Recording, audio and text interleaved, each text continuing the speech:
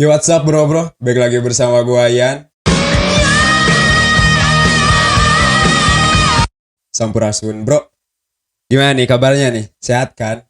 Di video kali ini gua akan bahas salah satu bangunan angker lagi yang ada di Indonesia, yaitu Benteng Pendem. So, tanpa lama-lama, tanpa banyak bacot, tanpa banyak cincong, tanpa basa-basi baso tahu dan tek-tek bengeng segala rupa, kita langsung aja. Benteng Van den Bosch atau yang lebih dikenal dengan nama Benteng Pendem adalah benteng atau bangunan yang dibangun oleh kolonial Belanda dan menjadi salah satu bangunan yang masih berdiri kokoh hingga saat ini. Dan Benteng Pendem ini terletak di pesisir pantai Teluk Penyu, Kabupaten Cilacap, Provinsi Jawa Tengah.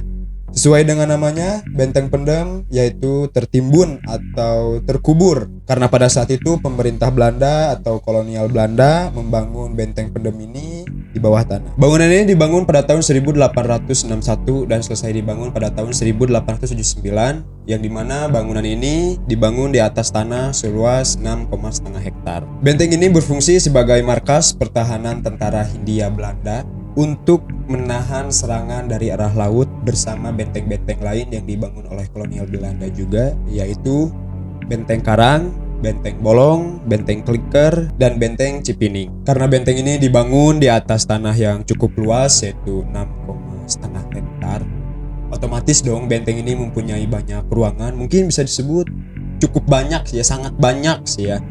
Di antara lain ruang barak, ruang kesehatan, ruang pertahanan, ruang amunisi, terowongan, ruang senjata, ruang akomodasi, ruang penjara, ruang dapur, dan landasan meriam.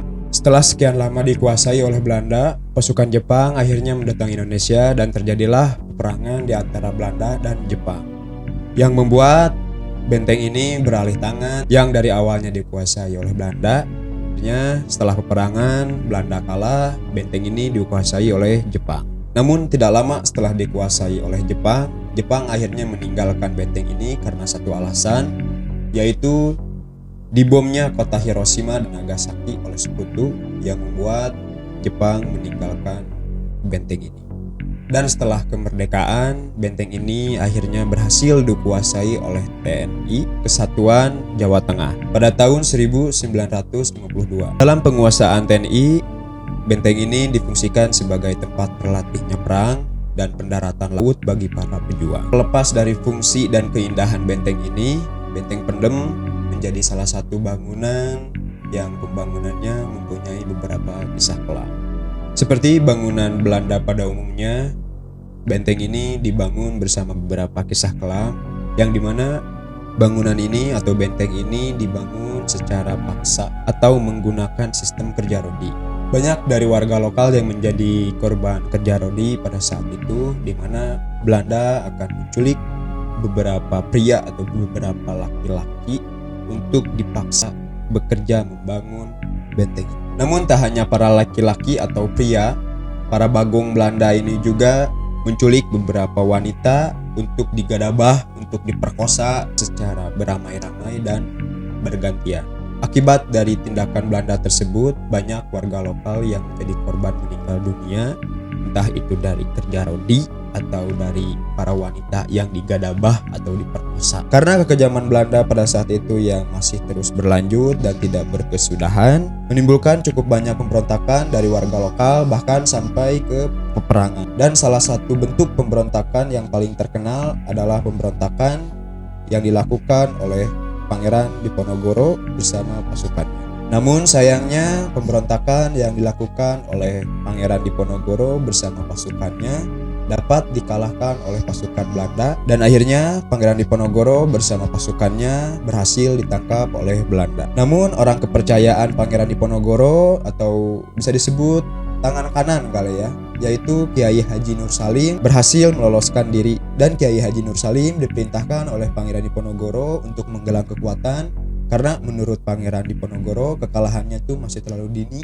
Pada tahun 1830 sampai 1839, Kiai Haji Nur Salim mulai melancarkan serangannya kembali kepada kolonial Belanda atau pasukan Belanda yang tanpa kehadiran Pangeran Diponegoro. Namun sayangnya dalam beberapa pertempuran, Kiai Haji Nur Salim dapat dipojokkan oleh tentara Belanda atau kolonial Belanda, dan beruntungnya Kiai Haji Nur Salim tuh dapat meloloskan diri dari beberapa kepungan atau beberapa tentara Belanda yang mencoba memojokkan beliau. Dan itu cukup membuat pasukan Belanda kewalahan atau stres kali ya.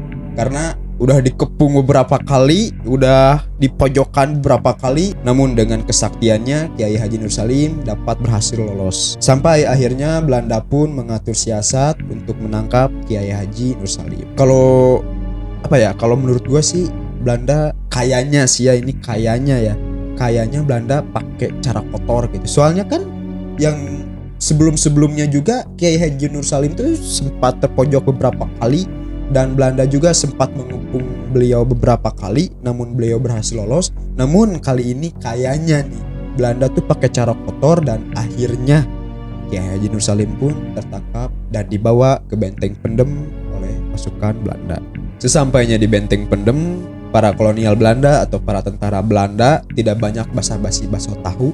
Mereka langsung melancarkan beberapa serangan. Mereka langsung menembaki sang kiai dan mencoba melukai sang kiai dengan senjata tajam atau ngadek gitu. Namun tidak satu pun dapat melukai sang kiai, mulai dari tembakan ataupun dari senjata tajam. Dan para bagong Belanda ini pun tidak kehabisan akal. Para bagong Belanda ini akhirnya mengikat sang kiai dan menguburnya hidup-hidup.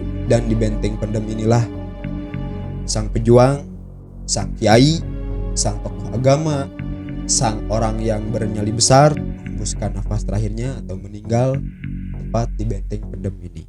Setelah beberapa kejadian kelam, mulai dari pembangunan, terus beberapa tokoh agama yang dibunuh atau tokoh pejuang yang dibunuh, membuat bangunan ini berubah atmosfernya menjadi angker. Para masyarakat juga wisatawan mengaku pernah mendapatkan gangguan dari makhluk yang ada di Benteng Pendem. Berikut adalah kisah horor dari Benteng Pendem. Yang pertama, suara teriakan. Menurut beberapa wisatawan atau beberapa masyarakat yang mendatangi Benteng Pendem ini, mereka mengaku sering mendengar suara teriakan, entah itu berupa minta tolong ataupun suara rintihan.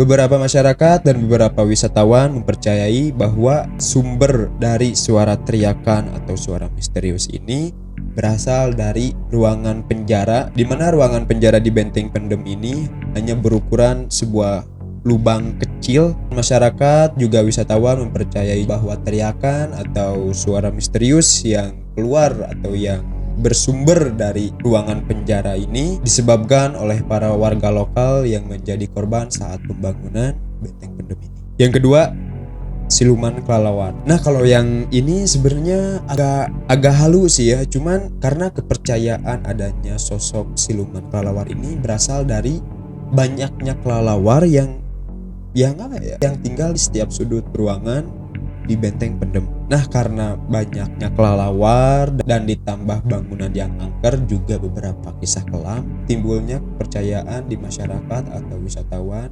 bahwa adanya siluman kelelawar di Benteng Pendem ini. Tapi beberapa wisatawan mengaku mereka pernah melihat sosok siluman kelelawar ini sedang menghinggapi atap bangunan Benteng Pendem ini. Yang ketiga, pasukan tentara tanpa kepala. Karena kekalahan Belanda saat berperang melawan Jepang pada saat itu membuat beberapa tentara Belanda menjadi korban pembantaian yang dilakukan oleh tentara Jepang. Dan hal inilah yang membuat masyarakat juga wisatawan mempercayai bahwa adanya sosok pasukan tentara Belanda tanpa kepala ini disebabkan oleh pembantaian yang dilakukan tentara Jepang terhadap orang-orang Belanda pada zaman itu.